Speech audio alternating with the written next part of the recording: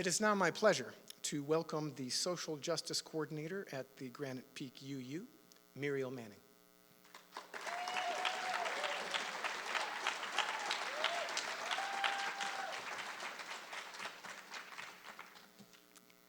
White nationalism is a social movement, and we can organize to fight it. In the United States, we are steeped in white supremacy. The country was founded on it, but it hasn't always been this way, and it can change. Culture and power are actively being fought over through social movements on both the left and the right. Let me start with a couple definitions. White nationalism is a movement that promotes white supremacist and white separatist ideologies. White nationalism has a specific framework around creating a white ethno-state, a proposed state where citizenship would be limited to white people. Social movements are networks of individuals and groups that have a shared larger vision with diverse strategies and tactics. Social movements are the fundamental building blocks that shape society by either maintaining or challenging the status quo. So white nationalists organize like we do. They go to meetings, share ideas, write books and articles, march. There are two sections of the white nationalist movement, the Vanguard and the mainstreamers. The Vanguard believe in creating revolution through a small group and extreme ideas as the pathway to a white ethno-state. The El Paso shooting is an example of the Vanguard. After killing 22 people at a Walmart on August 3rd, the shooter was indicted with charges of capital murder on September 12th. The shooter's manifesto laid out anti-Hispanic, anti-immigrant rhetoric, presented a plan to divide the U.S. into territories based on race, and spoke against a Hispanic invasion of Texas. This manifesto is important because it identified the shooter with a larger worldview. The second section of the white nationalist movement is the mainstreamers. Mainstreamers are moving ideas from the margins to the mainstream. They believe in infiltration and subverting political institutions. They've been very successful. For example, Trump ran 2,000 Facebook ads since January that had the word invasion referring to immigration.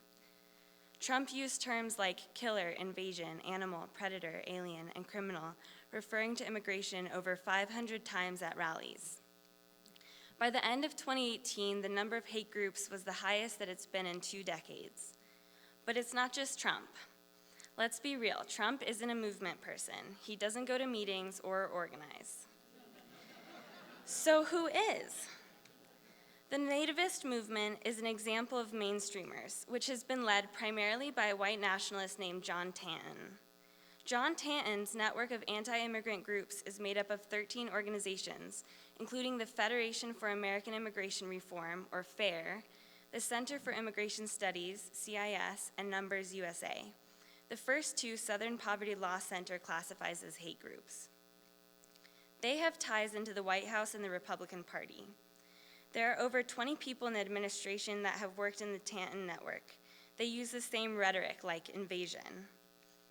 A Define America report states that from 2014 to 2017, 90% of news articles in the New York Times, Washington Post, LA Times, and USA Today that cited the Center for Immigration Studies did not mention the extremist nature of the group or its ties with the Trump administration. Without context or a critical lens, this group is having a profound impact on the mainstream narrative around immigration. So the question is always, what can I do? Here are 2 actions you can take. The first is you can become a better media consumer. Know who those organizations are when they show up in the news. We're talking about a social movement, so we need individual actions and organizing. The task in front of us is not easy. We are called to be brave and courageous. We need new strategies, new tactics, and a strong, united front. But if I know one thing about you all, indivisibles, progressives, leftists, radicals, activists, organizers, y'all want to build power to fight the right.